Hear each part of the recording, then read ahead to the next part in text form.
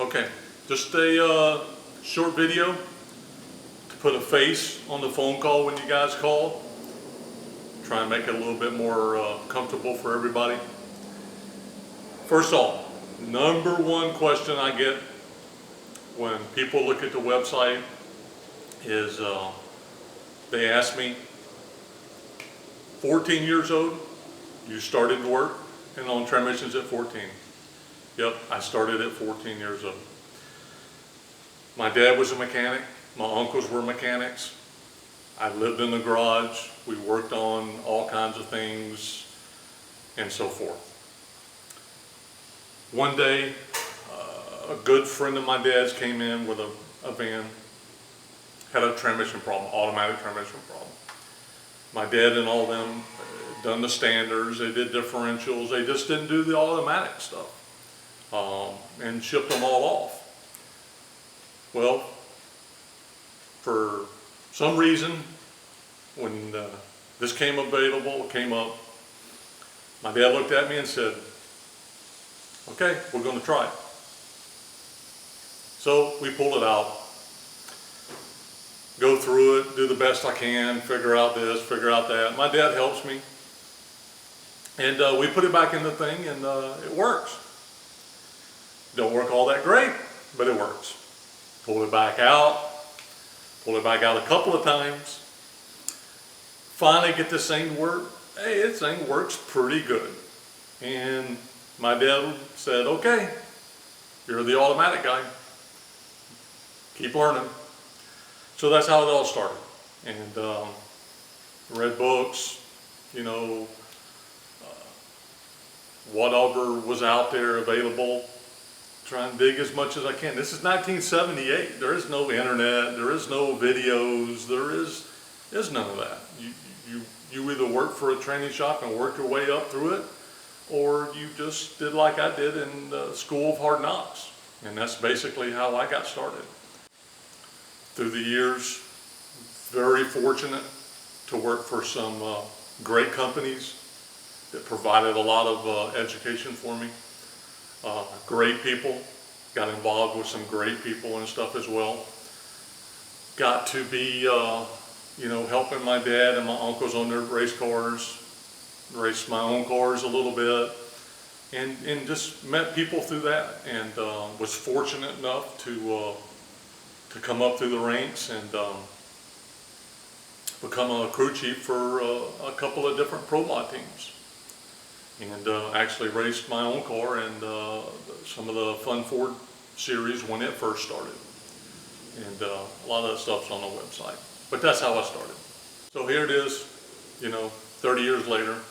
I got married early, had a couple of kids, built a home.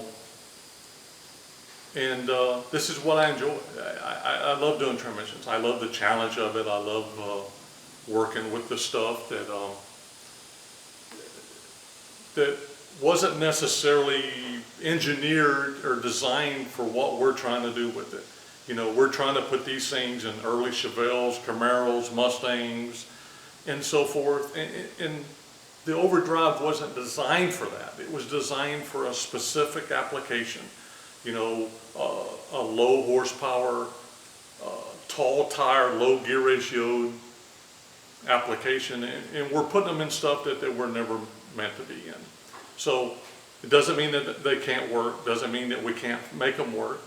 A lot of the companies have come out with some really good ship kits, some different valve sizes and so forth, governor sizes and stuff.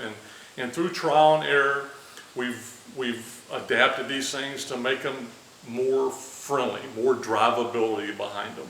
You can make anything shift hard, you can make anything shift all that.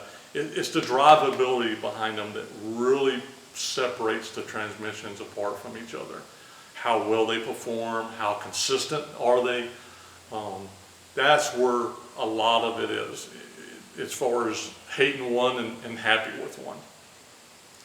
And we've just done a lot of research and we've got a lot of data behind us in that situation. I'm not a transmission assembly line builder. There's companies out there, that's what they do. I'm not that company. I'm a custom transmission builder. I build a lot of units a year. Don't get me wrong, but I'm a custom transmission builder. I build it per application. You've got a classic car, want an overdrive in it.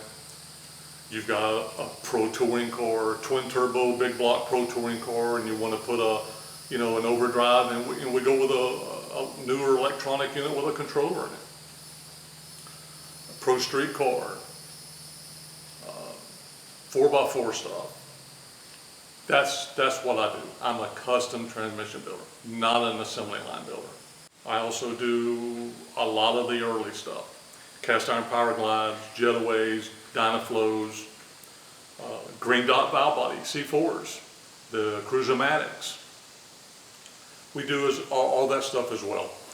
And we don't keep cores for that,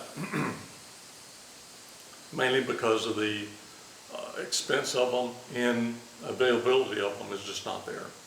So if you got one of those, give me a call. We can work through it. I can have it picked up and so forth. Last thing, you've got to be comfortable with who you're dealing with. Whether it's me, whether it's someone else, you got to be comfortable.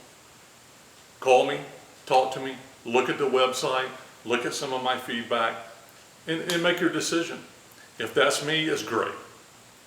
I'd be willing to hear from you, talk to you about it. Thanks for letting me introduce myself. Hope to hear from you soon. Thanks.